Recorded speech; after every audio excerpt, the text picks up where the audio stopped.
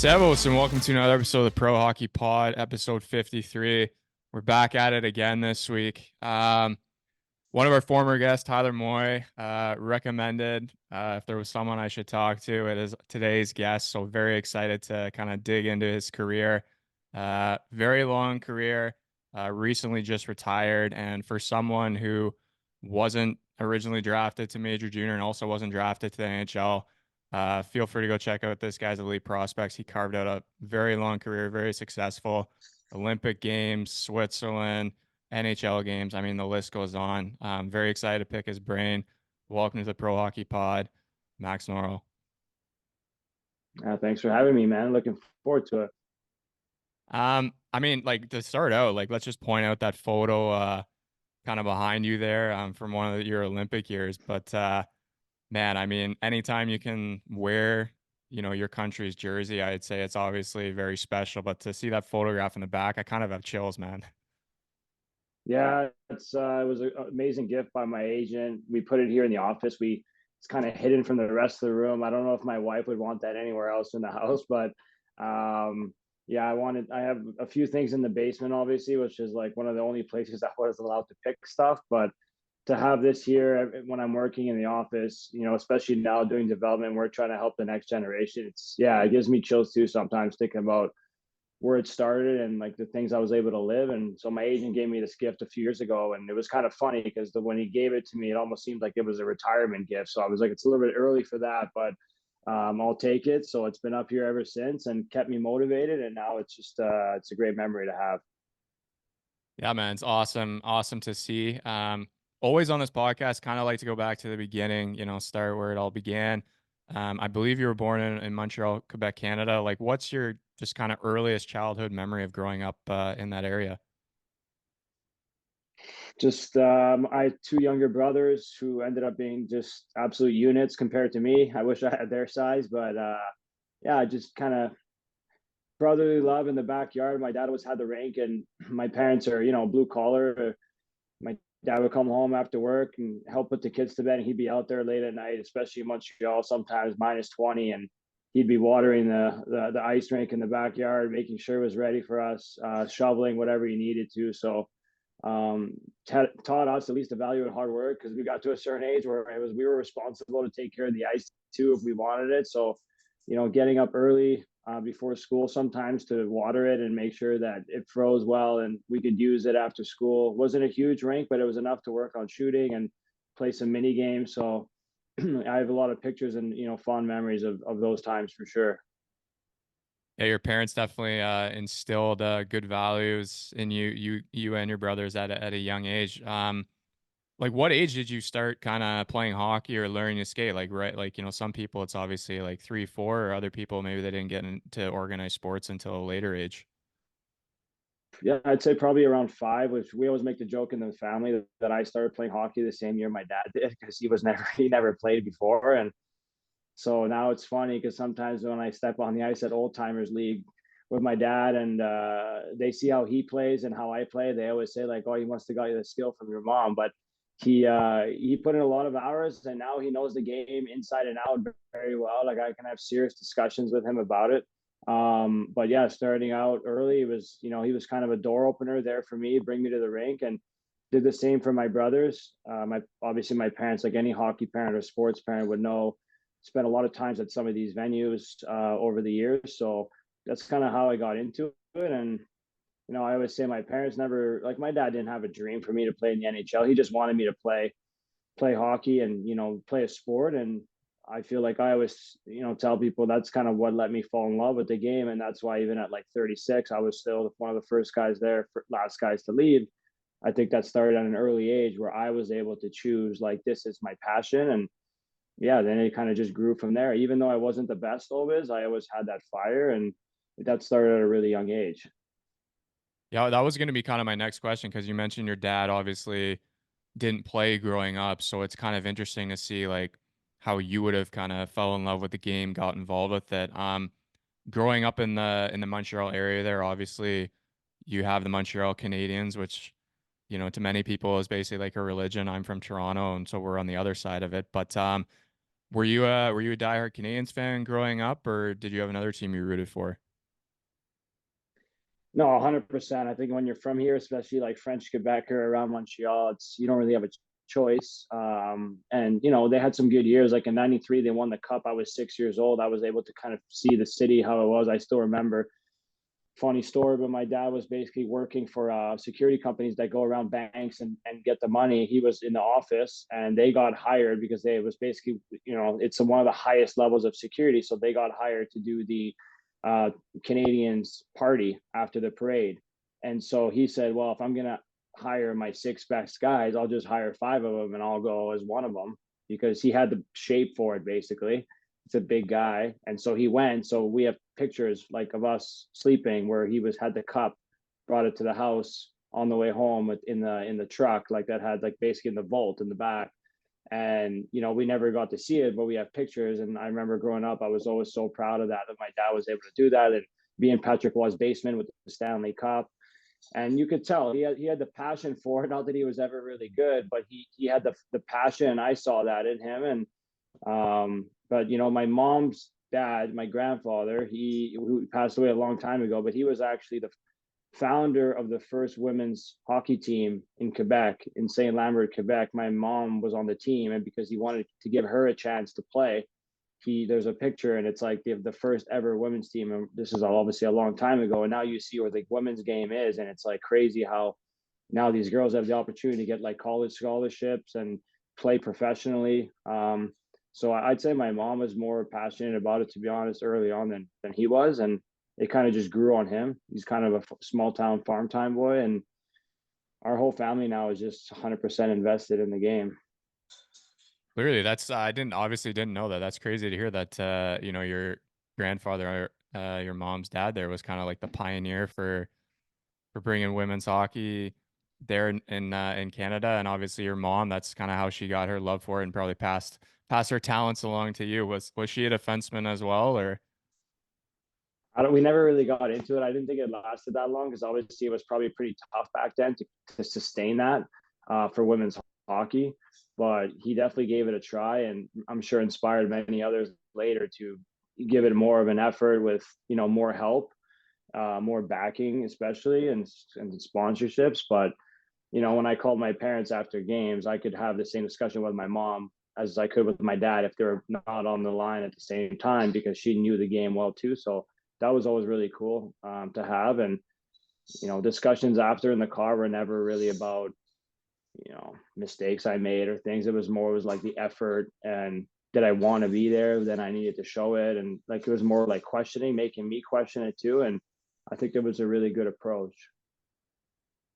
Yeah, that's something I would say is kind of forgotten, like sometimes, like especially when you're a kid, like a lot of people focus on the results versus, like you said, how did you play? Was your effort there? Were you 100% committed that day? Did you want to be there? Kind of the little things that go more into it that sometimes kind of get left in the dust behind, oh, you had 2 goals or you were -3, kind of stuff like that.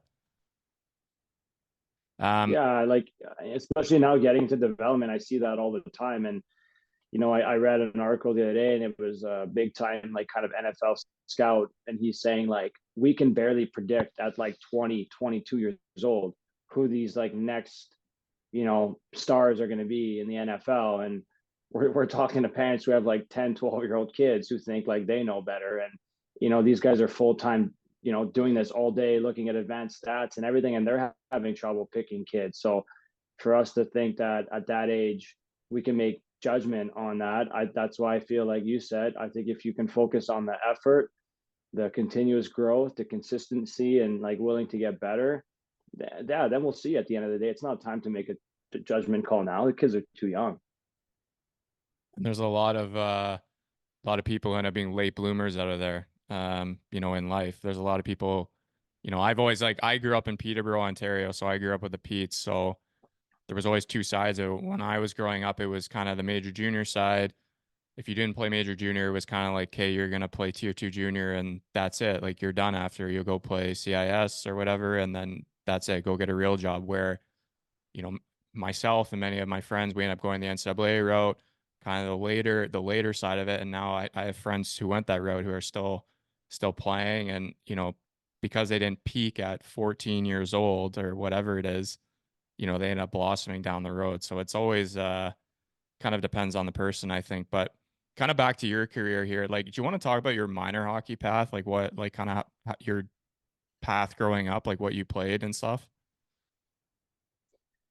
Yeah, I mean, I played double. I mean, the way it worked in Quebec, now they've changed it, but it was always double A was up to 16 years old. Then it switched to triple A, but for up to 16, it was double A, double B, double C. And I was always a double B player most of the time, especially like in the Pee Wee age, Bantam.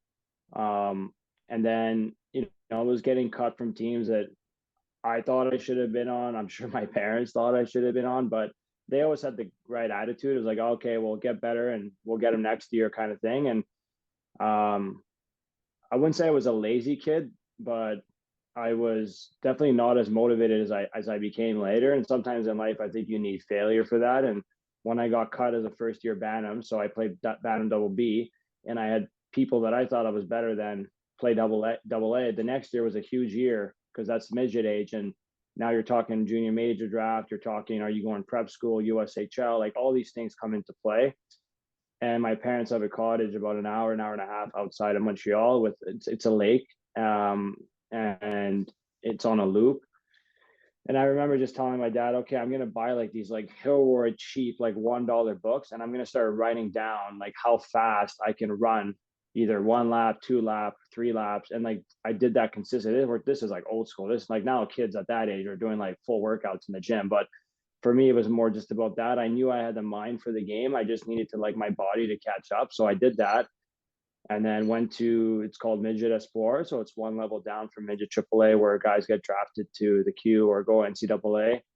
Had a really good year. And then the next year came back as a second year, 16-year-old, played Midget AAA. And that was kind of my breakout year where everyone was like, okay, this guy can actually play like and be elite because I think I finished second behind Chris Letang in points on D, and we were not one of the better teams.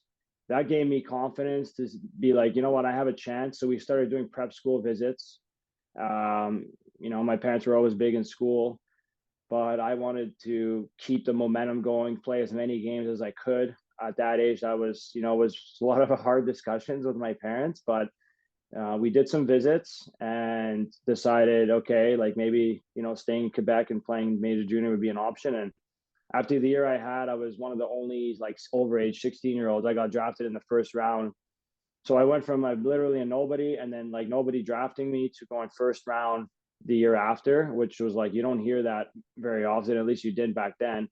And right away made the team and, had a 3-year career in junior. But in midget AAA, one story like for all these kids is like it was a Spalhitzer, they call it, right? So you go to school and you play hockey together in the program, and it costs a lot of money for your parents. My parents I had 2 brothers who also played, and were growing kids and blue collar family, and they asked me like, hey, would you stay on as like the 7th, 8th defenseman and kind of play sporadically, but you'll get better because you'll be practicing and everything. And I knew what type of player I was, and my parents weren't even at the meeting, so I was like a 16-year-old kid with like the whole staff, and I said, nope. I said, just cut me. Like, I'll go play for another AAA team because that's the rule. If you get cut, you can transition to somewhere else that's not in your region.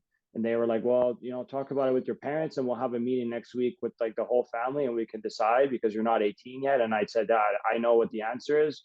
And I just told them, cut me. I don't want to be here. If you don't want me to play, then I don't want to be here. I had enough confidence to know that. And lo and behold, they talked to my parents. They promised them a certain amount of games and how things change quickly for some players. I try to explain that to parents now, even only being retired shortly, was I went from that situation to being captain about a month later to, I think, being our first or second scorer and then going first round in the queue. This is like within an 8-month span. So things change quickly. I think it comes with the attitude and the work ethic, but your current destination is not your final destination, I always say. So it's there's too many kids now are like, oh, this is where my game's at, or parents are calling me, my kid's only like this. How old is he? 12. Who cares then? Just focus on the process and things will come.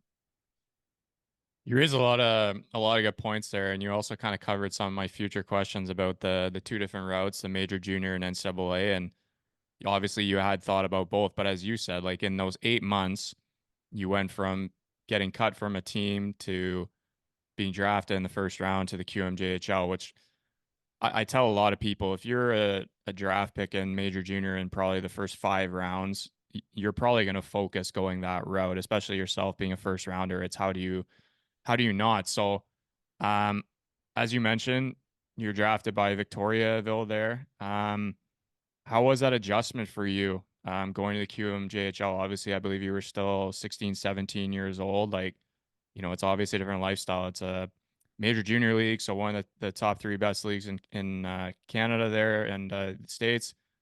Playing with older guys, living away from home with billets, stuff like that, a different schedule, obviously juggling school and practicing skill sessions, stuff like that. How was the adjustment for you? I had a great billet family, so right off the bat, players need to be thankful for like having these families available to them who are not there to make money. They're not getting rich off any of this. If most of them are actually probably breaking even or losing money, but I had a great family there that took me in for 3 years. They had three kids also, and two of the boys played hockey, so it's kind of like my second family. And then the hockey side, first year was pretty humbling. The hard part for me was because I had played at 16 in midget AAA. Actually, my first year in junior major was actually my draft year for the NHL, and I never got the chance to kind of prepare for the season and know what the game was about. So I felt like I was always a year behind, because if you look at the numbers, I was a year behind Chris Letang that year in midget AAA, and then he went on to get drafted like what is it, second or third round right away the next year. I was not ready for that, but luckily I had Stefan LeBeau, who played a long time in the NHL. He won the cup in '93 with the Canadiens, and he took the job for 2 years. We struggled as a team. We weren't very good, but he knew what it took to play in the NHL. Super highly skilled. And one thing that people always underestimated with him is like his hockey IQ was just off the charts. So having him around, he would always focus on me sometimes because I was doing like school from home, so I could do it whenever. So he would tell me, "Hey, stay after practice. Like, let's work on stuff, or like let's have a chat." Really helped me develop like the mental side of the game. Like, what am I looking at? And he would always tell me, like, "I know you're not where you want to be, but like you got this. Like, I could see it in the games. Like what you're seeing, you're just not executing." And it took me a year, and so I went from like, I don't know, I think the numbers were like I went from 16 points to 70 like in 1 year in the queue, because I had him to help me, give me confidence. And the next year I came in, just said, okay, I'm going to do whatever it takes. Kind of took off from there. But I feel like every 4 or 5 years I lived the same thing in my life. Midget, struggled, proved people wrong, went to juniors, really struggled, proved people wrong, finally got a chance to sign an NHL deal, struggled, prove people wrong. It was just like a consistent thing that I think you players need to know. You're gonna have ups and downs. You got to just like get through it. No one's gonna, it's very rare you have guys who play 18 years and don't have these moments. It's also kind of the structure of like the major junior. I've had this talk with other people who went that route. You yourself, you obviously started kind of a year later, but even say you start at 16, like the year you're supposed to, it basically gives you 1 year to get your foot wet. And then the next year is your NHL draft year, and you basically have to come out flying. And, it's unfortunately not always that way for everybody, for many reasons. But I wanted to ask you, what changed from year one to year two? Like you mentioned the on ice stuff, like staying after working on these things, having these chats. But did you go home that summer and kind of maybe have a different mindset, know what you needed to do both in off ice training and on ice training, and just came back next year maybe a little cockier or just confident? Yeah, a little bit. I think confidence for sure. We had talks in the summer after my first year, even though I say struggle, the whole team struggled. I struggled for me, like I didn't play to the level that I wanted, but I think everyone saw the attitude and kind of already at 17, a little bit of the leadership. So the year after in the summer, we had discussed that I would be captain at 18. It was like one of the youngest ever for that franchise. And that kind of gave me the confidence too. I wasn't scared of that. I right away I said, "Yep, I'll take it."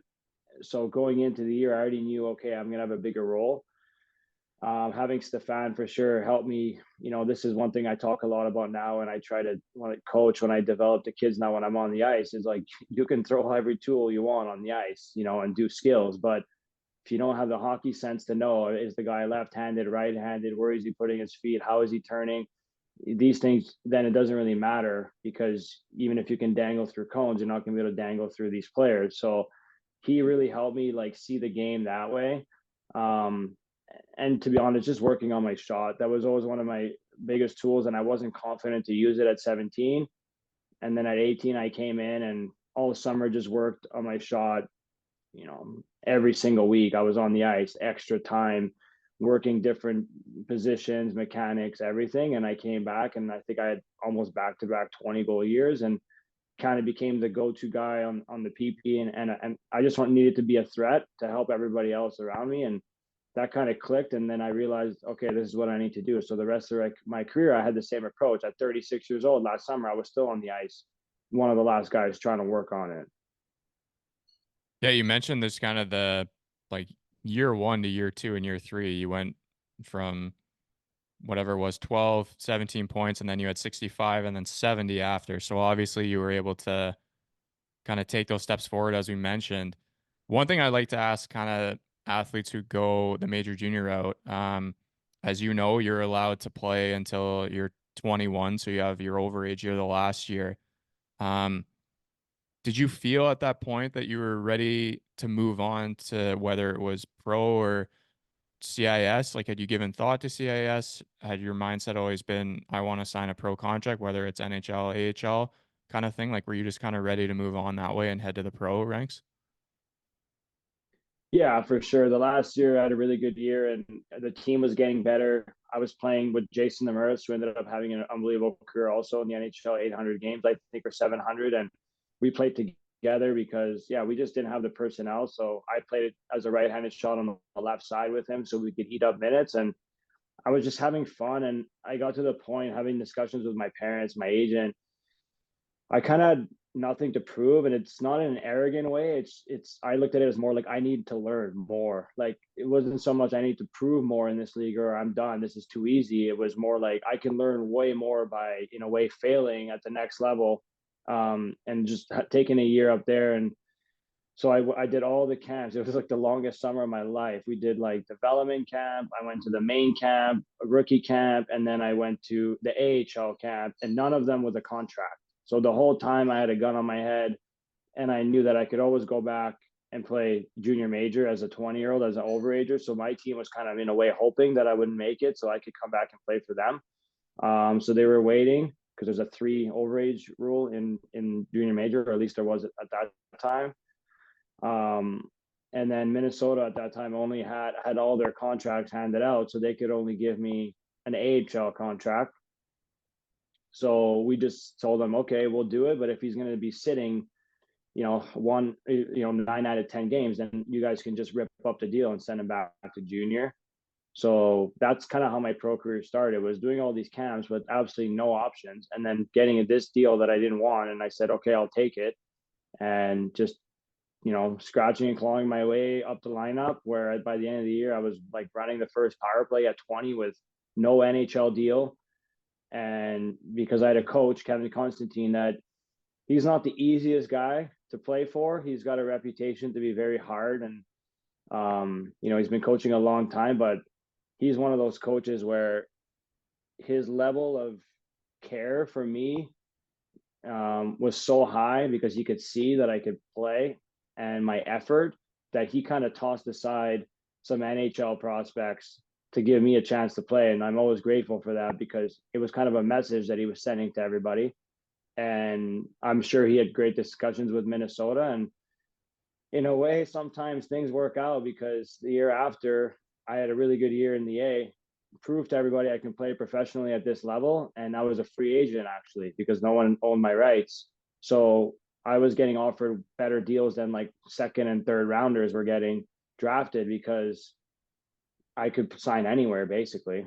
and I was always taught to be loyal and thankful. So it kind of wasn't even a discussion at this point. It was just more like get it done with Minnesota. Like this, they gave me a chance. So I was happy to sign a deal with them. And obviously I wish I would have played more NHL games, but in the end they gave me a chance to play. And, I'm grateful that I was at that place at that time. It's one of those crazy things too. Like people always talk about, oh, I need a contract.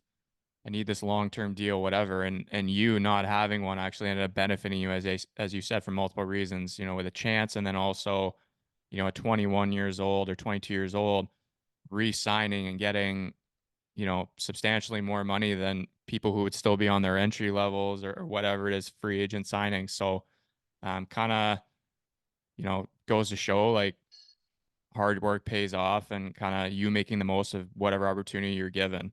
Um, I always like to talk to people about their first NHL call up. As you mentioned, you didn't play that many games, but like most of us, you played more than me and a lot of people I've had on this podcast. Like, just talk about that experience being called up. Like, must have been a dream, I assume, and just yeah, what you can remember from it. Yeah, it was pretty wild. We actually had a game in Houston, and so we took morning skate, and back then there weren't too many optionals like there are now. So most of the team was out there, and I remember shooting pucks after practice. Just trying to tweak things for the whatever team we were playing. So I was still actually on the ice, getting ready to shower and go have pregame lunch. And our head coach came back down. The officers were upstairs and was like, "Hey, come here." And he told Minnesota like he wanted to be the guy to tell me, just because. Yeah, I knew he cared, but we had some battles. We had some tough times together. Two pretty driven people, and behind closed doors, they weren't always the best of meetings. We always came out, in a friendly manner, and I always had his back. But let's just say in there, sometimes there were some heated battles, and because of that, I feel like he wanted to be the guy to come down and tell me that he also pushed for me, and I deserved it. But at the end, he did help me get there, and I'm grateful for some of the hardships we had, and flew to Calgary and played the next day. Went well, and the year after I got 5 games at the end of the year, but I was up there for much longer, just kind of soaking it all in and getting scratched and bag skated sometimes too. But I'm grateful. Like you said, I played six. In my opinion, I played six more NHL games than many people think I should have, and that's something that I could take with me. All my buddies growing up, they played same level as me. Some of them even higher. Never even got close to that. So that was obviously really special. And look, I always tell people, you don't give up on a dream, but you can always change it into something else. And so for me to go to Europe and chase another dream, like we talked about before, it's led me to 2 Olympics and a bronze medal and a lot of other stuff. So yeah, it's not really where you're at now. It's like what your ultimate goal is. So just continuous improvement is like a big thing for me. I try to talk to the kids now a lot. You raised like basically the point of this podcast. Great point there about, I mean, let's be honest, anyone who plays hockey, your first goal is the NHL.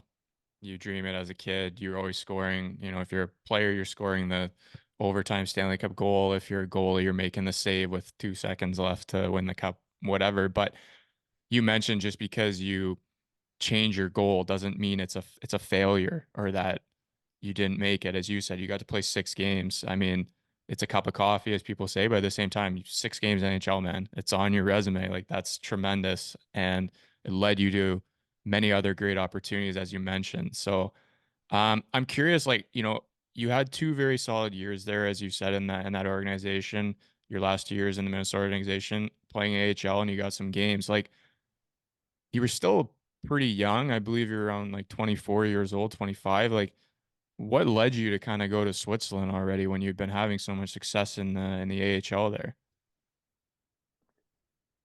Um, well, things kind of just fell into place for me. My last year, we were one of the better teams. We had a great lineup. Patrick O'Sullivan got sent down also from the NHL, so he came down and was just dominant in the American League. So we were trying to make a run for the Calder Cup, and I felt like they were in a way kind of disrespecting me because they were not having the best of years with the Wild, and didn't give me a chance the whole year when I'm not going to say dominating, but I was one of the better Ds the whole year. And you're seeing all these other guys in the league getting called up and playing really well in the NHL. And I'm trying to fight, I'm trying to hit guys, I'm doing whatever it takes, scoring goals on the power play.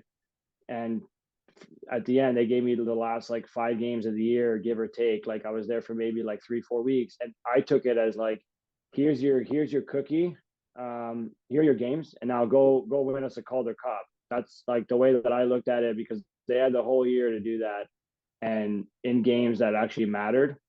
And that was kind of a little bit of a sour moment for me with them. So we asked for a trade, like even before I got called up, saying, "Hey, in the summer you need to move this guy."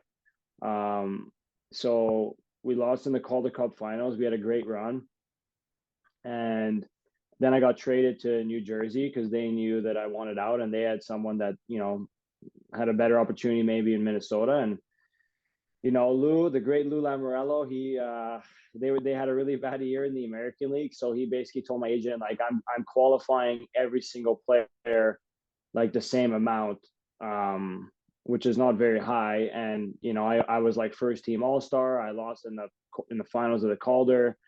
So I just said, like, yeah, Lou, I'm not coming for that amount of money. Like, that's not where I'm at in my career. Like, I'm in my prime, and one day I want a family. I need to take care of them. I can't just come play. There's no guarantee. And he was like, well, like, you need to come earn it. And I said, well, technically I have. Like, I kind of I didn't get rewarded for it last year, but I have earned it. And so we're sitting around. I don't know where I'm playing. It's like, in June or July. And then we get a call from Switzerland because my old coach, Kevin Constantine, who most guys can't play 1 year for, called me, and he was in Ambry, and said, "Hey, I need you to come. Like, we need your leadership, and you'll love the league. It fits your game very well." So I said, "Okay." My girlfriend at the time, my wife now, we were like, "Okay, let's do it." Like, I had no clue, never been to Europe, didn't even know where Ambry Piotta was on the map. I just said, like, Switzerland's a good league. I know this coach. I know he's not easy, but I know that I'm not wasting a year with him because he's going to be on me every day. So if there's anybody who can keep me honest in Europe and get me back to the NHL, it's going to be this guy. So I already knew it wasn't going to be easy with him, but sometimes players just need to know, like, what do you need actually? Like, is it what do you want and what do you need are maybe two different things. And I knew that I needed him. If I'm going to go to Europe, this is the type of coach I need to play for. So I went over, and yeah, like within a month, I fell in love with the league, and fans were amazing. Like, they're crazy there with like flags, and they got like flares going during the game and stuff. Like, the European vibe, and that was my style, and I could play my game too. And then I started getting offered like multi-year contracts. Like, for anybody who's been in Europe or knows, like, you can get, especially in Switzerland, you can sign like really early in the year for next year. So when you're getting offered these deals already in October, November, then you're only like 20 games in, you kind of have that feeling you've been chasing your whole pro career, where like you want to feel wanted. And I felt that for the first time, where I had half the league trying to sign me, and I said, okay, this is maybe a good spot for me. And I always had the NHL the back of my mind, working towards it, try to get back.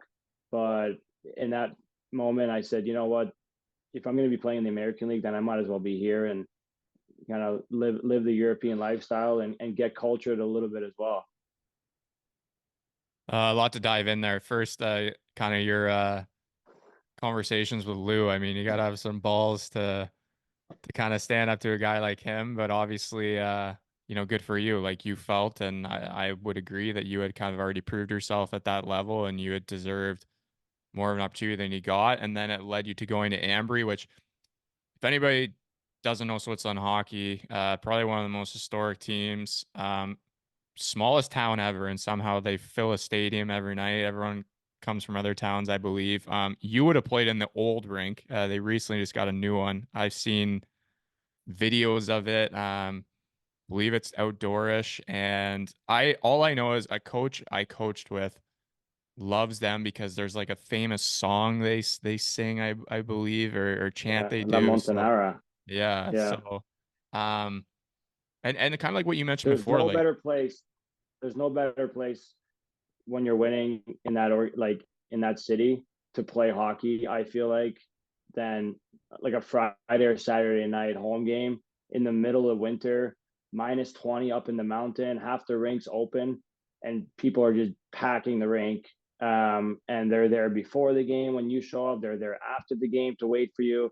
And I think now Piota has like barely 1,000 people living there, and where they're getting 7, 8,000 on a Saturday night. And then like people are driving up the mountain, putting chains on their tires because they got to get to the game. I mean, you know, I re-signed there, and I had much better teams that were offering me contracts, and you know, my agent was calling me crazy, and you know, why aren't you going to Zurich? Why aren't you going to Bern? Why aren't you? Like I said, yeah, but have you come to a game? Like I live for that. This is like amazing stuff, and you're also very close to Italy, so you can kind of live both cultures, the Swiss and the Italian. And for us, it was just a great fit, but definitely one of the most historic teams for sure. some people like they look for different things, right? Like some people need a big city, Starbucks, like lots of things that familiarize them to kind of being a home away from home. Where it was the atmosphere, it was the history, the like I played in For my France. wife, it was Milan, but yeah. Okay, yeah. So she saw the other side of it, but I was gonna say no. When I played in France, like I remember we were in the kind of in the Alps too, and like people putting chains on their tires just to get up the mountain, which is insane. Like something us North Americans don't know much about. But I want to talk to you too about kind of another thing that kind of goes on while you're a player playing in Europe is the Spengler Cup. You obviously played in few of them. Like just talk for anyone listening who might not be so familiar with it, like just talk about, how you get selected and kind of your experience and some of them that you played. And obviously you played in a lot, so I don't want to, you don't have to go through everyone. Yeah, I played in 6 of them. The first one, so basically, the way they select is they just usually they take any good Canadian who's in Europe, they can kind of vet them and see, okay, what do we have available to make a team? And then over the years, because there's been less Canadians, because a lot of Swedes and Finns and Americans are coming over to Switzerland, we've had a lot less Canadians in the league. So, they're going to pick at maybe some AHL guys that are not playing so much that maybe are interested to come to Europe, and the teams will let them come. We had some NCAA, like some top players, like Fabro, who's in Nashville, like he came, like some college kids who are kind of studs that can come over. And so it's a great tournament during Christmas. Hockey Canada does a great job, like taking care of the families and making sure the players can focus on the ice. But I kind of had both sides. I was right in the middle of the transition for Hockey Canada. I feel like at the Spengler Cup, because the first year I was there was a lot of older guys kind of ending their career in Switzerland. And to be honest, it was more like time to have fun and go, sledding with the family. And, that's how I felt. Like we were not very good. And then it kind of clicked. Sean Berg became the general manager of the Spengler of Hockey Canada. And he wanted, like, in all aspects of Hockey Canada, for them to win and represent Canada properly. And so it no longer became like a winter vacation. It became like, you come here and you produce, and we'll take care of you year over year over year. And so we won it the second year. And I think so the first year we were like terrible. But then in the last 5 years we won it 4 times. And every time that we won it, like Berkey at the end would always say, like, this is what it's about. Like, it'd be a New Year's Eve party because you always finish the last game on the 31st. And he said, like, next year I expect the same, and you should expect the same from us. We will take care of your families. We'll make sure they have things to do, activities during the day, meals are taken care of, everything's top notch. But you have a responsibility when you put the jersey and go on the ice. You're not here to be a tourist. So, that was the message with Berkey, and I always respected. And to this day, we're still friends. And I had him at the Olympics later, but that mentality had changed, and you could see why. Because when you put 20 Canadians together with that jersey on, you expect guys, even if they don't win, you expect an effort and some passion, and we kind of lacked that at the beginning, and that kind of switched. But it's a great tournament for any player who has a chance to go. Even for coaches who are maybe older, who have the chance to be part of the staff, it's an amazing time. And obviously, when you win, it's a lot more fun. And it's a like just for a fan aspect too, like it's a massive party for a week. Like it's, big ski resort, beautiful, something always going on. And then, as you said, like Oh yeah. that's where in the past, like these players would come over and kind of want to enjoy that side of it more than actually, hey, you're here for one reason, and that's to win, put the jersey on and represent Canada. Um, Happy you got to win it. Obviously, that's a fun experience. My buddy Jarrett said that too. Says he's won it with once with Canada and once with Ambry actually the one Yeah. year. So Yeah. Weird. um Weird. wanted to ask you too. So you mentioned you played 3 years there in Ambry, have success, really like the area, the team, the atmosphere, everything. And then you end up going back to North America. And you talked before how when you originally had signed, you still had that kind of in the back of your head. If there was ever a chance, maybe I could, bump my stock up by having good years over here. Um, just talk about the decision to kind of go back to North America there and give it another shot. Yeah, every year I came home, I'd always tell my agent, like, make the calls, you know. I didn't really have an NHL out clause in these contracts in Europe, but we knew that we could get something done if, you know, something came up. So he every year, and the last year I played in Ambry, so I played 1 year and then I signed a 3 year extension. So I was on like year three total. So I still had 1 year left of that 3 year extension. And pretty wild story. Like now I can tell it because I'm retired, but I was actually in Vegas with like 5 or 6 of my best friends for a bachelor party, and they're huge hockey fans, like diehard Canadian fans. And I missed like, or I shouldn't say I missed. I screened 3 calls from my agent, and I'm like, "What's he calling me about? Like, it's not the time for this." And then he's, you know, pick up the phone, and he's like, "Hey, I think I got 2 or 3 offers." And I'm like kind of disinterested at this point because I'm there for a bachelor party and we're in Vegas and I'm with my best friends growing up who I don't see very often because I'm gone for 9 months out of the year. And he goes, "Yeah, well, they're all for one ways. And I think I can get you a multi-year deal too." So I'm like, "Okay, boys, I gotta go." So I'm like sitting down at the coffee shop trying to talk to him. Okay, what are we doing? And yeah, at the end, I had such a good year that last year in Ambry. We made the playoffs. It was the first time in like 10 or 11 years that organization had made playoffs. So like everything showed, you know, a progression in that team and also in my play.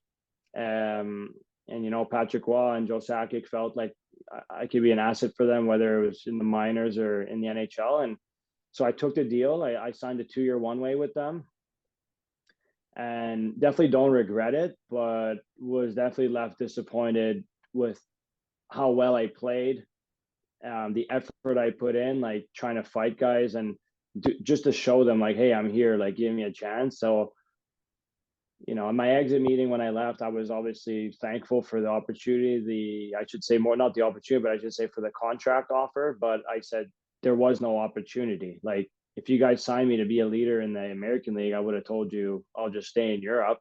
So that was really tough for me because I had 2 really good years and to not even play one game. And when you look at the stats I had with like the fighting side of it and, you know, the leadership in Colorado not even being great at that time. And this is when it was starting. Like McKinnon was there, Duchesne was there, Landeskog was there, Tyson Berry was there, Varlamov was at his peak.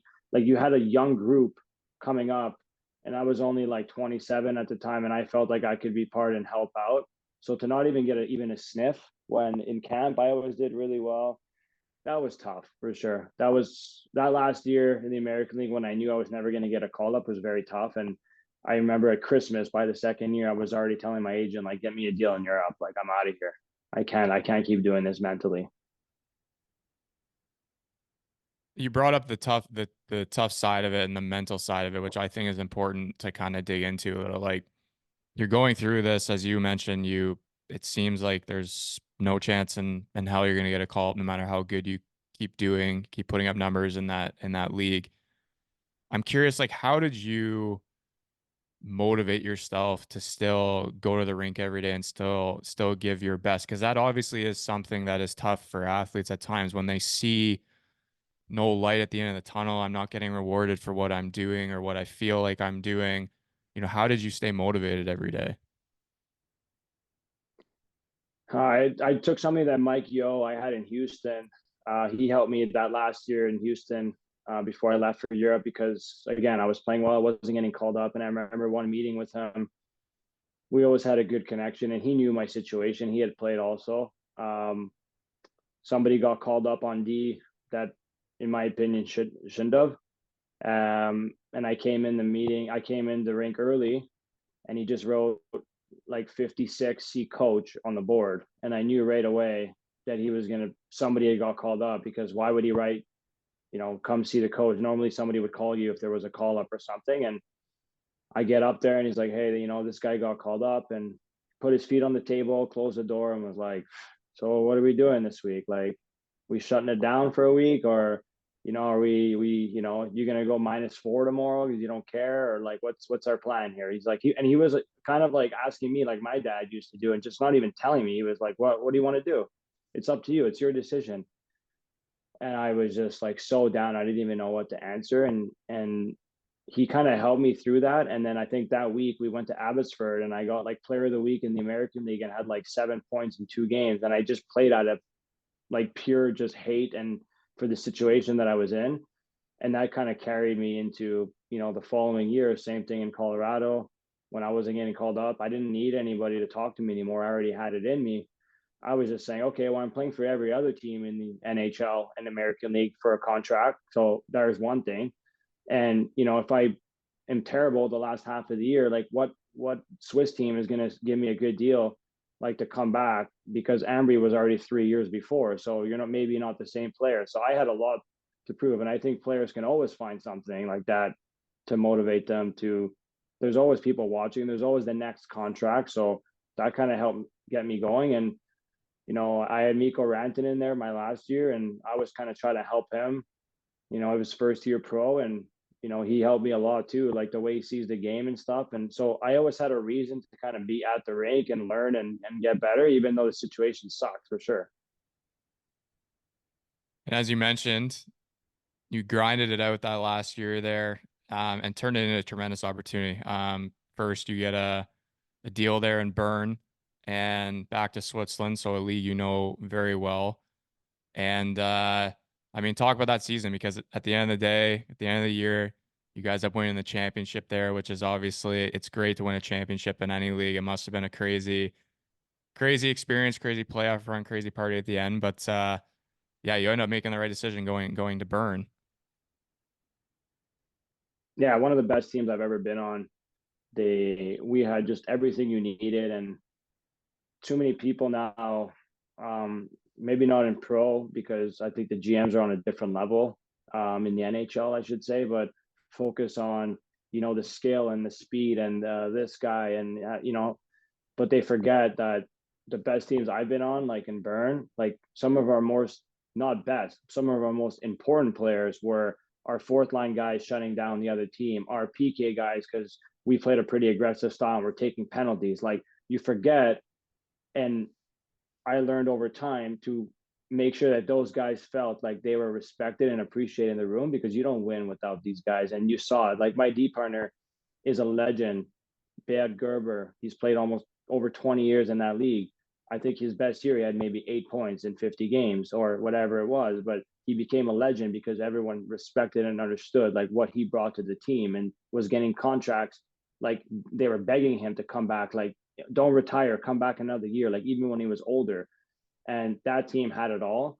And I was still young enough that I had a lot of things to learn. Even now, I'm still a student of the game, trying to get better. But at that age, I realized like, wow, this is what it actually takes to be a good team. You need all these factors. You need goaltending, yes, but you also need those guys who are going to get you 5, 10 points and maybe play 12 minutes and not complain because they know their role. But those guys need to feel appreciated, because without them, you put another skilled guy in that role, then you probably cause problems in the room because he's not happy with where he is and he's not bringing what he's bringing to the team. And you need these players. And going forward, whenever I had discussions with coaches or GMs as I got older and they can kind of rely on me to give my opinion, that was always like one of my main things. Is like, we have pieces, but we're missing guys that will just come in and do this job. And that team for 2 years, we were first place both years because we had guys like that. No, you're definitely right. You would know this well too. Obviously, the levels you played, I think you would like to think that they weren't like this, but there was a lot of levels I played or organizations I've even worked in where a lot of the scouting was more just based on elite prospects. how many points this guy put up, where did he play last year? Not how he is as a person. Is he a leader? As you said, like what type of player is he? Because you need shutdown guys, PK guys, stuff like that. So those championship teams, like it's just the pedigree. One thing I wanted to ask you, you were talking about it. Question popped in my head before we get to another chapter of your career is when you're building a decor. So let's say you have 7D. How would you build it? So, you have your offensive defenseman, whatever, your two-way defenseman, defense defenseman, puck moving defenseman, whatever you want to call it. Like, how would you build your 7D pairings there, or 7D players, sorry. I mean, there's many ways. It's a good question. I never really thought of it, but I mean, there's many ways to do it. If I use my career as an example, and I think you see it a little bit now in the NHL too, is the best teams I was on always had, like, I played with Beat Gerber, and like he was, and you don't want to say stay at home, because if he's a net front D on a breakout and he needs to activate for the rush, it's his responsibility to get up in the rush. It's not like, oh no, Max will do it. It's no, it's now it's your turn. But there's obviously a time in the game where we're maybe on the same level going up ice, and he knows better. Like, hey, this is my job. I'm going, and you need to back me up. So you can't just say like, oh yeah, you were the guy who's jumping. But it was always like a really good fit. And same thing the last 2 years in Rappersville. I played with Fabian Meyer, who, in my opinion, is like really underrated, because he's one of those guys with heart and soul who can block shots, and you want this guy on the ice at the end of games. So I don't really know how you would structure the D pairings, like, because you watch Colorado, sometimes like Taves and Makar are playing together, if depending on the game. So there's different way, and they dominate, and then they also dominate when they're not together, because they're just good players, and maybe they have a better fit that game with someone else, depending if they're matching lines or whatever.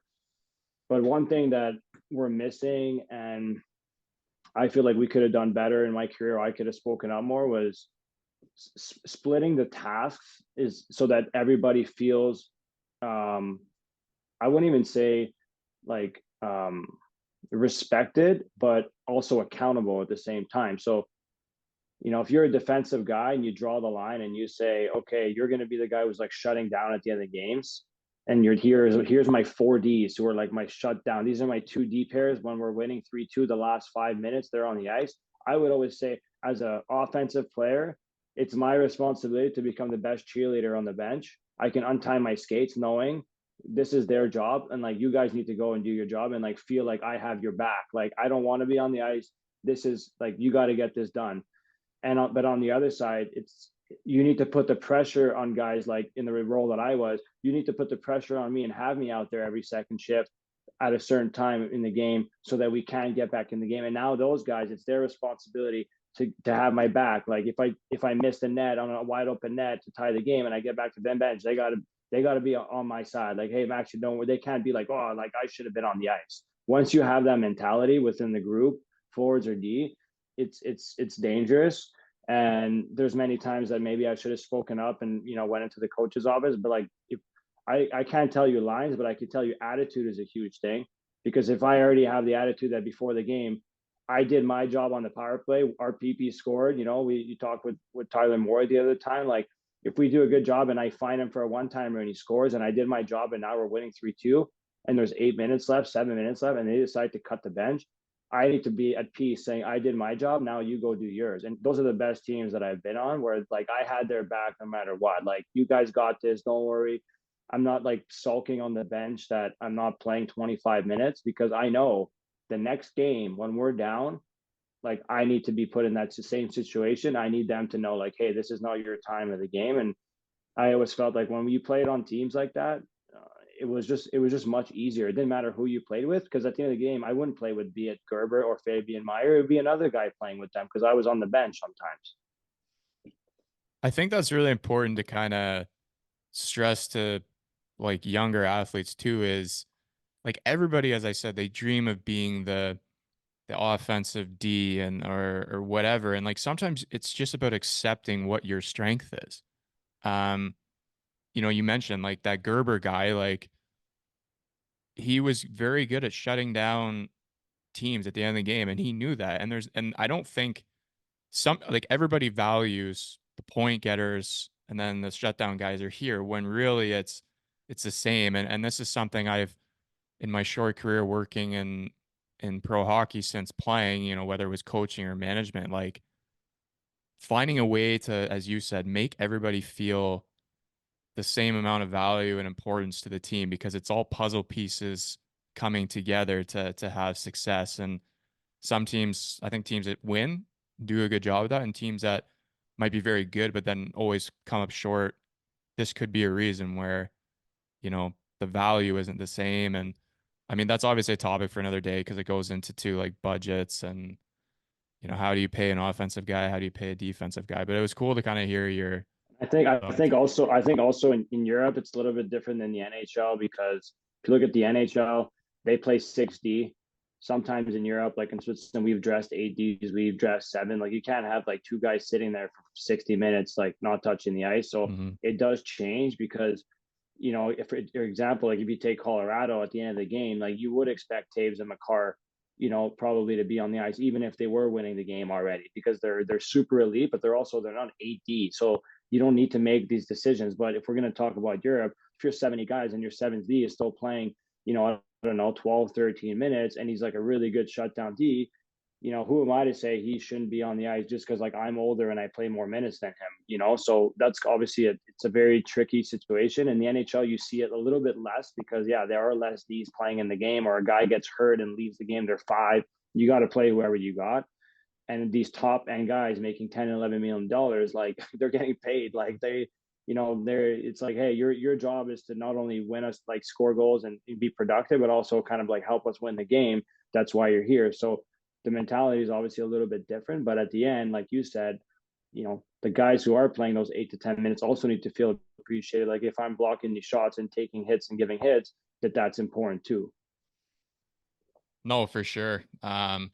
I always found it, like, this is kind of an off, well, not off topic, but a quick question. Like, did you find it weird in Switzerland that you would have 8D? Like in Germany, we have a rule. It's like normally you have 7 max. Like it's 6 to 7 normally. Like every time I went to watch a Swiss game, like it was always 8D, and I wondered if, like, you know, because it's obviously another pairing to potentially split ice time with. I didn't know if it's like different or if like.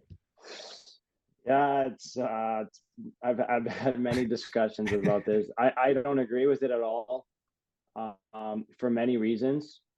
Now being retired, it's a little bit easier to talk about, and I still have to be careful with like how I word it. But essentially, it's of no benefit to the team to play 8 defensemen, because the guys who are going to use to playing these big minutes and you need to feel good, especially like offensive players who are trying to be creative.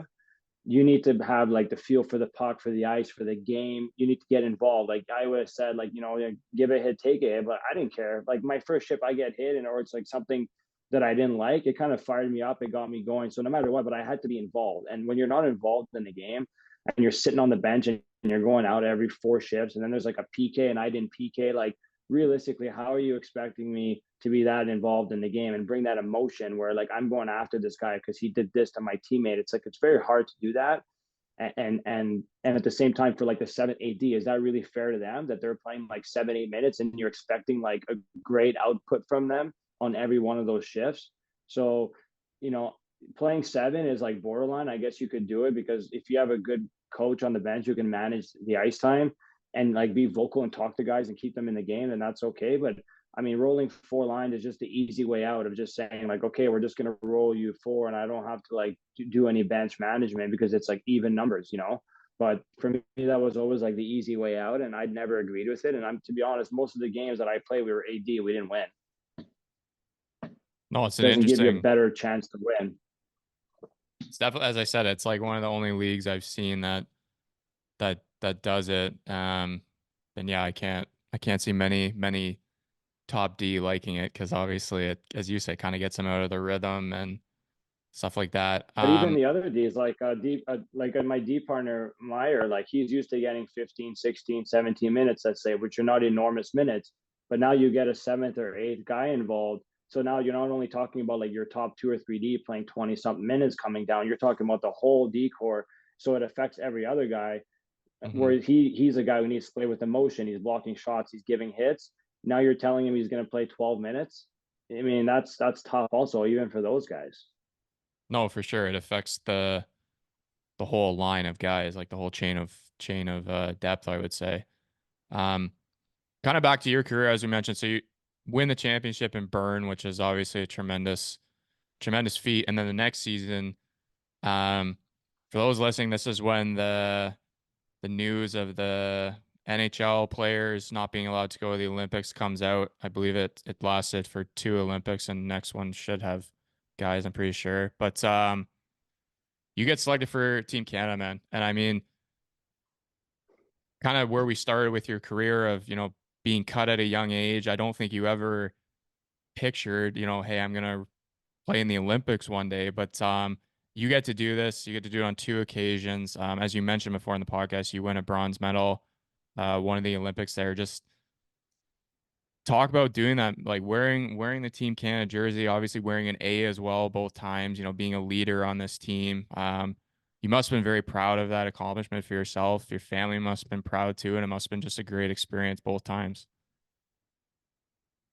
Yeah, unbelievable. That's, you never know where your career is going to go. And like, that's the perfect example of, kind of failing your way through success sometimes. And I'm very grateful to have the opportunity. Obviously, I know, and I said it many times before the Olympics in 2018, when they announced the team, was like, we know that at the end of the day, everybody wants the NHL. Like, you want best on best, and that's fair. Like, I could say that now, and I could have said it in 2018. It's like, I'm not going to hide from that. But to have also players like us to show maybe the rest of the world, the rest of the players that, hey, we're still really good players. We're making a living playing this game. And there's hope for not just the super elite playing in the NHL, but for a lot of, kids and adults even, to be able to keep playing. So that was really important to like send that message out to, like, we understand this is not ideal, but like, hey, this is what we have. This is the situation we're in, and it's of no fault of our own. So, but yeah, to have the opportunity to go there, and this is obviously pre-COVID, so like the whole family came. I even had a few buddies with their girlfriends fly over and take part in it. So to have that group over there supporting, obviously having Hockey Canada on our side, they took really good care of us, and we felt like obviously we had to pay them back and also represent the country. It was disappointing to lose like we did in the semifinals and have to go play for bronze. But at the end, we found a way to get a medal home, and I have it here, and I'm grateful to have it and to go again in 2022. Although it was a little bit different circumstances with COVID in China, but nonetheless, to be able to do that twice is pretty special. It's amazing where the game of hockey has taken you, like kind of the experiences you've got to have, countries you've been able to either live in or visit. Man, it's yeah, crazy. I remember watching the first one. I was in Germany. I believe that was your Germany lost in the finals, if I'm correct, to Russia. Yeah, But that was a crazy run for them too. But it was kind of like you said, like everybody knows like best on best. There's normally teams that are ahead of it, but it gave the teams like, no disrespect to Germany, but it gave them a chance to obviously get a little farther there and have a tremendous run. So I think it was good for growing the game too, because as you said, like the superstars are gone, like the NHL guys are gone. So now you get to see all the other great athletes around the world playing in different countries. And it didn't, you yourself, I believe you led the team in scoring that year. Looking at the roster, there's some guys on there who used to play NHL before that had now transitioned to Europe. There was guys who strictly from Europe, so getting a lot of exposure. I believe you made the All-Star team that year too in the Olympics, which is obviously a tremendous feat. I mean, if you just look at, if anyone wants to just go on Elite Prospects and look at Max's resume here, like the awards is pretty good. But I think obviously the big one there is a bronze medal in the Olympics, which, as you said, you still have today. Um, what led you to like after Bern there, you end up signing in Zurich. Um, how was that transition to you? You end up playing four seasons there before going into that other Olympics that we mentioned. But Zurich obviously is another powerhouse in Switzerland. Just talk about that experience. yeah, I wanted to go to a team that had a chance to win. That's kind of where I was at in my career at that time, and looking at their roster and playing against them for so many years, I knew that not only was it a great setup for the team, but also for my family.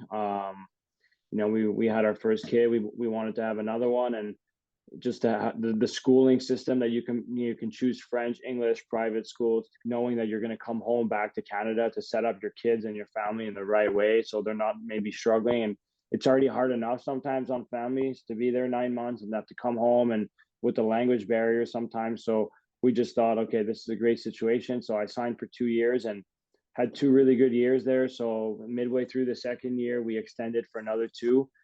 And yeah, we had some great years, like great coaching with Rickard Romberg, who's in Finland now at Tampere. And I could see him one day maybe in on his journey of he's continuing to learn. He's a student of the game. Maybe one day make it in the NHL. But the only issue is we didn't win a championship there. We lost in the finals in the last year, and the other years it was always semifinals, and we were always like top one or two in the league. So that was a little bit disappointing.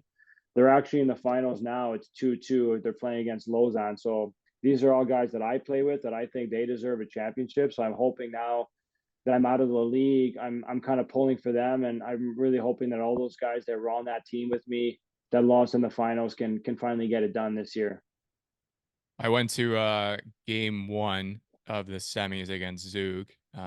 Zurich's about 3 hours from where I live, just over the border there. But did you get to play in the new rink, or was that like I mean, for Zurich, like was it the new rink when you were there, or did they get it just recently? Because that new rink is probably one of the best ones I've Yeah, seen it's in Europe. NHL. Yeah, it's a great setup. No, the year 2 years after I left, they finished it, but obviously I got to play in it as a visitor, and I went to see the guys before I left. Since I knew I was leaving Switzerland for good, at least for the time being.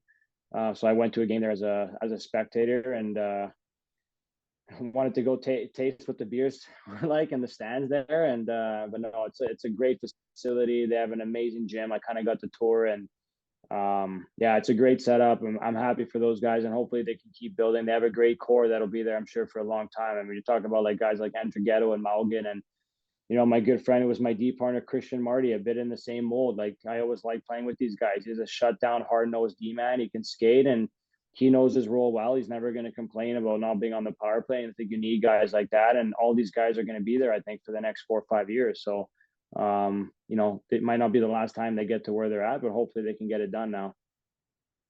No, I think they're going to be a powerhouse for years to come. Obviously, as you said, there's a good core there, and 2-2 in the finals right now. I'm hoping they get it done as well. It was an exciting atmosphere when I was there a couple weeks ago. Just kind of back to your career again here after those years in Zurich, you end up going to Rappi there for the last 2 years. We obviously saw you guys this year in the Champions League. Something we want to forget about. You guys handed it to us there in the two games that we saw you guys in whatever was the first round of after the round robin. But Rappi seems like a cool little like town there, like with the mountains around and stuff. But one thing I wanted to kind of ask you, and we kind of talked about it off camera, um, you know, during this season, did you kind of have a feeling this would be your last year? And like, how did you eventually come to that decision to be like, I'm gonna move on from this chapter and it's time to go on to the next chapter? Well, we had a tough start to the season, which we weren't really expecting. We had 2 really good years before, even though we're not like one of the biggest budgets. We have a good group there, and to finish fourth and third back to back years was really big for the organization. And we really started off. We were losing a lot of games. We couldn't score on the power play. It was tough. And as one of the older guys who's been on teams like that with experience, you're trying to find ways out, and couldn't really do it. So that was for sure tough. And then I got hurt in December, broke my finger, which was like a whole story. Came back too early. Basically, the bone shifted, and I had to get a screw. So I basically total I missed like almost 8 weeks, which was kind of unnecessary. So mentally, it was kind of a blow. Middle of the year, we're struggling. I feel like I could help. I'm in the stands for almost 2 months, and you start thinking. So I'm calling people I know, trying to prepare. Maybe not for this year, but for the next couple of years. I always wanted to stay on the ice and do development. Yeah, and got great feedback. And right away, I kind of knew, okay, there'll be opportunities for me. And I think if you work hard, and obviously I was fairly successful in my career, at least more than what many people thought. But I also think like treating people the right way and going about your business the right way, being like a good pro and a good person all the time, kind of in a way it does come back to you. And so I had these opportunities with good contacts and people actually vouching for me to other people. That's what it is a lot in business. It's sometimes it's not, it's always like who you know too. It's not just what you know. And I decided, okay, in January, February, that maybe this is the time for me. And it's kind of be a good transition. I think hockey in Canada and especially in Quebec, where I'm from, we're a little bit underdeveloping compared to other places, and maybe try to come here and help change the mentality of what's really important for these kids to develop and become professionals. And that's when I kind of started my own kind of development work so that I could not be limited to like one team coaching 20 players for a year. And now I can go in the summers and in the winter and help out many different players, whether it's like through video or like on the ice with shooting mechanics or defensemen, and try to get involved with Hockey Canada. These are all things that kind of led me to say, okay, well, is it worth it for me to play one more year, even though I still think I can? And it wasn't. And I think it was a great decision to get my family back home and start building something new. A buddy of mine sent me your website, man, and I just have to say, like, when you go on the website at first, and for those listening, I'm gonna link it in both descriptions on all the streaming platforms and then YouTube as well. Like, it just jumps out at you right away, man, and it just like kind of like one of those pages that gives a direct message right away, why you're doing it, who you are, kind of your beliefs, what you offer. And I think that's really, really awesome. Just wanted to kind of ask you about it. Like, what message do you try to send to the young players, the young athletes that you're working with through Noreau Hockey? I mean, the big thing for me is continuous growth all the time. Like there's days where you're just maybe not feeling it or you're tired. And I try, especially now being like kind of a younger development coach recently out of the game, in a lot of my job interviews or when I'm actually on the ice is I feel like I can go reach some of these kids because I know, or even like pros, like in the summer, like, like this summer, I'm trying to prepare and tell guys a lot like, hey, good for you guys for being here middle of July, 12 o'clock. You could be on the golf course right now, like after like half-assed workout in the gym, but you're here. Like you're here. You took the time. You drove here. You're on the ice with me. Let's not waste this hour. You can go golfing after. Like, give me 50 minutes. I try to bring a lot of high energy, and with the younger, the pros, obviously, it's a little bit different. But I think with the younger kids too, it's like continuous growth for sure. And I think sometimes just like the care level, I saw something today and it was like the more you care about a player and the more you show them and they feel that you care, like the harder you can be on them because it's the way that they're going to receive that. So if I just show up guns a blazing and I start yelling at kids like I've had coaches do, and even in the summer, yeah, that never really responded to me. I always walked away with the attitude like, who's this guy think he is, But if I can show that I care that much, I'm willing to get up in your face to make sure you're not wasting your time in your day. I mean, even if you might not like it at the time, my goal is like when guys leave the rink, they're always like, I learned something. I want to come back. It's like it's not a dictatorship. This is a discussion. Like, why are you here? I want to know what players are into, and that's kind of my big thing. And for the development side of it, like the actual skill aspect, is this is a lot of like the mental side, but like the actual development side of it, I always tell them like I could take every tool in the arena and throw it on the ice if you want. We can go dangle through the whole thing. But I said, when are you ever going to see that? A lot of times when you watch, even like I watch so much game tape now, and that's what I've started like my Instagram, Noreau Hockey, is a lot of it is just has to do. It's like it's common sense that we forgot about, and we can teach these kids how to be like unbelievable stick handlers and shoot the puck and do all this. And you see all these stick tricks now. And but at the end of the day, it's can you find space on the ice? Can you shoot off of like this foot without stick handling? It's like literally like the fundamentals all over again. And that's what I try to teach them. So sometimes guys get annoyed with me, but like I break it down to like the simplest thing sometimes where I'll go out with only pucks and no cones, and I'll have them like skate in and I just rip pucks as hard as I can at their forehand and see if they can catch it and shoot it within one motion. And guys will complain, and I'm saying, you're barely able to do this. Like, why do I need to put cones on the ice? If you break it down to that, it changes their mentality.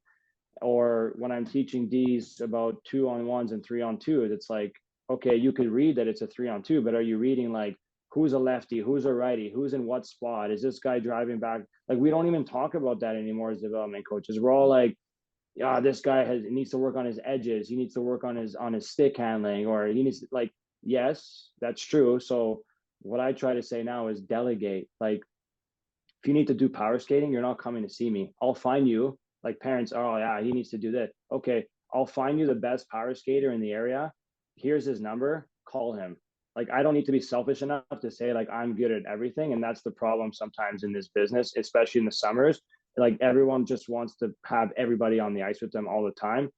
It's a detriment to the players, especially the younger kids, who maybe one kid does need to work on power skating, and now I'm a skills guy who's a power skater, a stick handler, a shooting coach, this, you can do face offs. Like it just doesn't make sense, because in business we don't treat it like that, right? In business you find people that are better at you in certain situations and you come together, and like that's what makes it like more productive. I think for us to develop the players better, people need to stop being like so selfish and narrow minded and say, okay, go do him, work with him for this, and then you're going to come with me. Like for me, it's all about D's and shooting mechanics. I do a lot of like iPad work before practice to show guys different shooting techniques. And then if you need to do something else, like who am I to say, yeah, come do power skating with me? I'm not good enough to be able to teach you that. You need to go find someone who's better and go learn. And that's the biggest thing that I see now more and more, that I'm here full time, that I think we need to change. I mean, yeah, I definitely agree with everything you said there. There's growing up in the GTA, the Greater Toronto area, every 2 blocks there's a hockey coach. They teach 6 different things, as you said. Like there's no shame in saying, you know what, like I know power skating, but I don't know stick handling fundamentals or whatever, shooting mechanics. Like go see so and so. But everyone, all they think about is how do I grow my business, which means more money. How do I get more kids on the ice? And yeah, sure, I guess I could figure out how to do it along the way. Like they won't know. And to kind of what you mentioned about the like parents coming to you being like, hey, when are you going to do like a more complicated drill? When are you going to add this in? Like I was a goalie coach. It was the same thing. We would do simple skating drills with a shot. And they would come up to me being like, why are we paying you money to do something so simple? Like he should be doing this. And I'm like, I just scored 5 out of 7 shots on him and he fell over 3 times. Like he can't, trying to run before you can walk kind of thing. Um, so true. It's just But like, as even you said, agents yeah.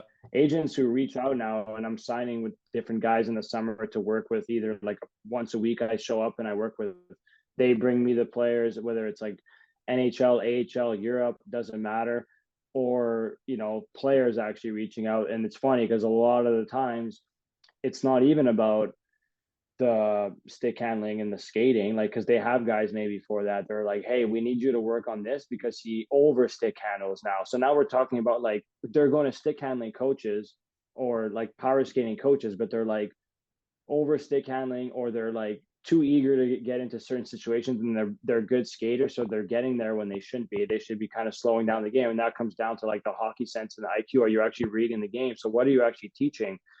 And they send me these clips sometimes, and it's like a D-man jumping in the rush, and he's so quick and he reads the game so well that he's putting himself in these situations, consistently able to get these scoring chances, but he can never finish because all he knows is skating and stick handling. But it's like, actually, I do the opposite. I try to take that out of your game, especially the stick handling in certain situations, and say, especially for D-man, when do you have time at the blue line to like over stick handle? Like if you watch Cale Makar and Quinn Hughes walk the blue, a lot of times it's like one push, open up the hips, shot a foot or two off the ice for tip. It's like they don't even overcomplicate it. So if these are the best Ds right now in the NHL, getting 70, 80, 90 points every single year, what makes you think you need to overstick handle the puck? So that's kind of, I try to tell the parents, like, that's why the iPad is a huge asset for me, cutting clips. And I bring it before the game or the practice, and I show it in the room to everybody. And yeah, sometimes parents who are like very involved like want to come see, and I show them like, where, tell me where you see stick handling here, and look at all these goals that they're scoring. There is none. They're just in the rush, head up, stick, puck on the stick, puck placement, it's gone. There's no stick handling involved. There's a time for it, but you're not going to work on that with me. That you can go work on that with this guy. No, for sure. I mean, it's Yeah, when the best are doing it a certain way, and then for some reason, younger generation or people at lower levels think they have to add something or do something more. It's a simple game at times. Like obviously there's a lot that goes into it, but like you don't want to overcomplicate things. You've been very precious with your time, man. We've obviously had some good chats here. I got two more questions for you and then I'll let you go continue with your day. Where do you see kind of this Noreau hockey in maybe 5 to 10 years? Like what's your long-term goal for it? Um, I mean, selfishly, I would like to get back to the NHL one day. The fact that I wasn't there very long as a player, and I feel like I have a lot to bring. I'm kind of slowly working my way to learning and trying to get back. And I had this discussion the other day with someone who's in the NHL, and I'll leave his name out of it, but he was asking like, "Hey, like, you feel like we should be making some calls for you? Like, what do you want to do?" And I said, I feel like I don't want to make the same kind of mistake or whatever that in the NHL where I got called up and I didn't play my game. I wasn't confident enough to like do what I think I should have done. And I did what I thought other people wanted me to do to try to please them. So I need to get to a point now in this business where I'm so comfortable in my knowledge that when I get there, it's like I'm confident enough that whether I'm in a meeting with a GM or I'm in a meeting with the best player on the team, I know what I'm talking about and I can show them examples and I can make them better. And I just said, like, I'm humble enough to know I'm not there yet. Like, I need to learn. Every day I'm watching Instat, watching the NHL games. I'm cutting clips. I'm making folders. I want to be over prepared so to not miss that opportunity. So, yeah, maybe one day that'll be an option. But right now, I don't even want to think about that. What I need to do is get on the ice. And the ultimate goal for Noreau Hockey was from the beginning, the philosophy was just like to help guys have continuous growth. Like, I think the mental side of the game is huge. Like when I'm on the ice with them, I try to talk a lot about that as well. Like the motivation, like why are you here? Like why are you executing? Like the intent. It's not just like we're going out for like like to touch the puck in the summer and have a sweat. It's like I want you to get better, and I think guys will respond well. The fact that I recently just stopped playing, but I think, like we said before, the care level needs to be there for them to be able to like absorb it. And that's kind of my goal is like if I can play guys in the NHL, put guys in the NHL, or at least be part of it, that would be huge for me. Like that's all I want now. Like there's no selfishness involved. It's like here's everything I know. Please use it. Take from the power skating guy, from your coach, from everybody around you. Be a sponge. Be a student of the game, and hopefully you make it. And I'll be a small part of it, but at least I'll have been there. Obviously a lot to talk about there, but I think the thing that just came to me, which kind of stuck out with me, is just like kind of your honesty with yourself. Like, who doesn't want to go work in the NHL tomorrow? But like you saying, I'm not ready for that yet. And that's just being honest with yourself. And I think a lot of times it doesn't matter if you're an athlete, a coach, managers, you know, someone working in the business world. Like we all have a goal we want to get to, but it doesn't mean that you're ready to take that massive jump yet. And I think there's no shame in that. Like you're obviously doing something now that you love and you're very passionate about and clearly having success with. Down the road, you hope to get somewhere, but it doesn't mean that you have to jump there now. And I think that's a big takeaway from what you talked about. Because it's hard to do that, right? Like if you have the chance, I mean, people says, "Oh, when you have an opportunity, take it." But if you're not ready for it, you're not giving yourself also the best kind of chance either. And I think that's sometimes forgotten. For sure. Um, Last one for you here. I like to end on this one. You would have heard it on Moy's podcast. You told me to listen to it. So, what is one piece of advice or multiple piece of advice you would give either your younger self or the younger generation? So, speaking to a younger Max, back when he was 16, 17 years old, or to the younger generation out there now who you do a lot of work with, what is one or multiple piece of advice you would give them?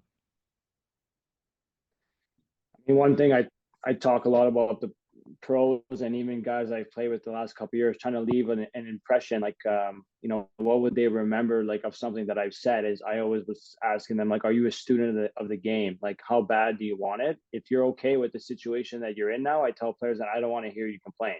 If you're happy with where you're at now, and this is the level of work you're basically doing the strict minimum to stay where you are, then I don't want to hear you complain when another guy comes in and like takes your spot or is a harder worker than you and gets better opportunities. Like be a student. So there's days, yeah, you might not have the energy or the will to go out there and shoot a million pucks, but like, can you at least get off the ice and maybe like watch your own shifts and like with an objective mind say like, yeah, that was not good, or like that was a terrible decision, I need to get better at that. Like be a student in like all assets.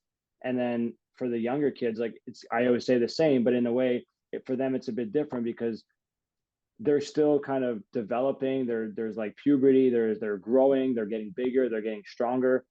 And so yeah, I always say like, don't worry about the situation that you're in now, the current state that you're in now. If you continue with this like attitude, the best players I played with at 15, 16 years old didn't even play at the level I did. So who cares? Like you're going to tell me that now your or parents too, like you're, this is affecting your ego that much at 14 years old that you're not the best player on the ice. Like don't wonder you're not going to make it. Don't care about that. Just be a student and keep growing and getting better, because I guarantee you there's a lot of guys who are way better than you that don't have that mentality and they're just going to fade out. Couldn't have said it better myself, man. I mean, seen it so many times. You've obviously lived it. Yeah, we all know somebody who, as you mentioned, was really good at one age and didn't make it anywhere, and then someone who was written off at a young age and ended up having a long career. So, true words. But I appreciate you taking the time, kind of sharing your story. Honestly, it was awesome to talk to you. The guys I talked to you about, you said you were very smart and had a lot of insight on stuff. And yeah, the research was right, man. It was cool to talk to you and like just hearing kind of your thoughts on your career and also like development now and what you find important and things that you've noticed over your time was cool to hear. Yeah, good luck with retirement. Good luck with the school. I hope it continues to grow, and I hope we'll stay in touch, man. Because obviously, someone who works in hockey over here can always pick your brain on things, and who knows, maybe one day we'll need a coach over here. Sounds good, man. Appreciate the time also. And for those listening, go give him a follow on Instagram, Noreau Hockey, as well as check out the website, noreauhockey.com. I'm gonna link them and everything after. Give us a follow on every social platform, including YouTube. Go watch these live if you want. Thanks for listening. Until next week, cheers and ciao.